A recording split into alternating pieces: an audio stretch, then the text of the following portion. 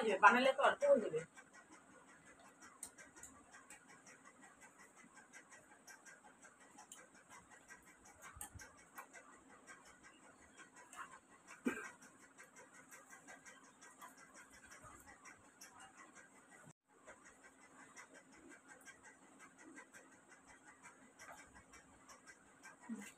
কচুটা ওটা ভারী নেই, ভার করতে হবে।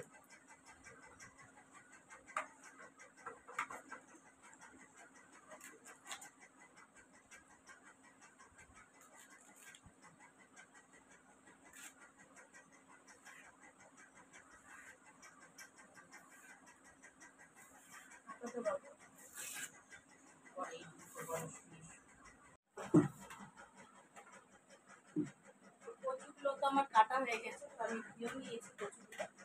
আর আমি কচুতে যখন ধুচ্ছিলাম তো হাত লাগাইনি, তো আমি এটা দিয়ে ধুয়েছি, কারণ হাত খুব আমার চুলকায়, তার জন্য ভয় লাগে আমার খুব।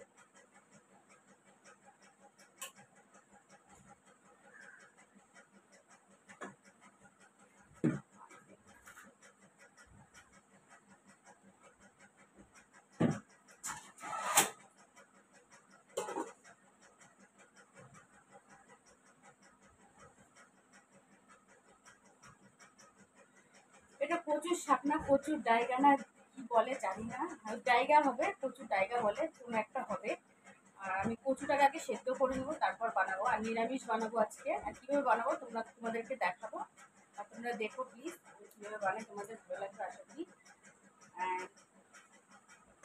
আর বাকি যে কচুগুলো আছে এটার মধ্যে, ওটা একটু মজে গেলে তারপর ওটা ছেড়ে দিব ওটার মধ্যে, তারপর হয়ে গেলে তারপর নামিয়ে নেব।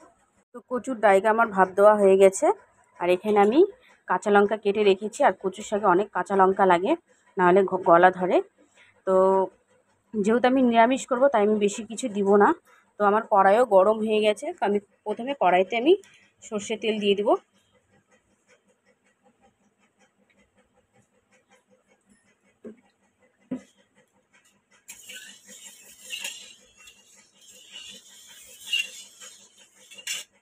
তেল আমার গরম হয়ে গেছে, তো আমি তেজপাতা শুকনো লঙ্কা ফোড়ন দিয়ে দেবো।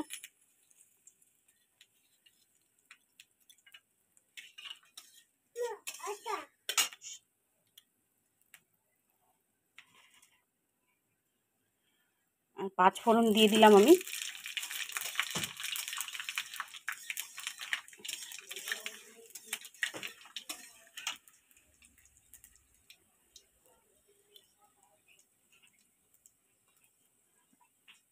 আমি সামান্য একটু হলুদ দিয়ে তারপর কাঁচা লঙ্কাগুলো প্রথমে ছেড়ে দিব, নাহলে পুরো ছিটবে।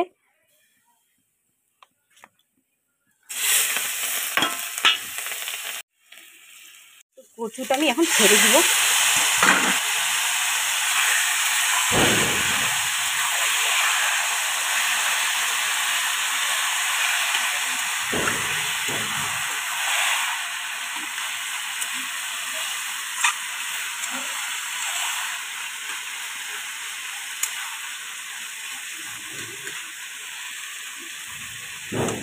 আমি এখন একটু থালাতে ঢেকে তারপর গ্যাসটা একটু কমিয়ে দেব। হতে থাক আমার কচুর শাক। তো আমি কচুতে লবণ দিইনি আগে, তো আমি এখন স্বাদ অনুযায়ী লবণ দিয়ে দেবো। লবণ দিয়ে আমি ভালো করে নাড়াচাড়া করব, তারপর আবার ঢেকে দিব।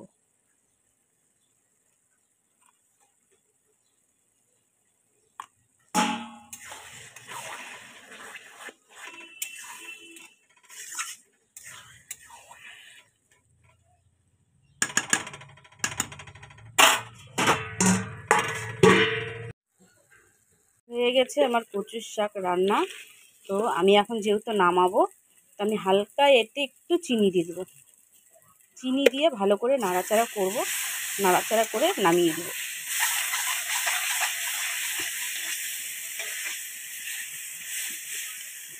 তো কমপ্লিট আমার রান্না। তো বন্ধুরা কেমন হয়েছে প্লিজ তোমরা কমেন্টে জানাবে। ভালো লাগলে লাইক কমেন্ট শেয়ার করে দিও।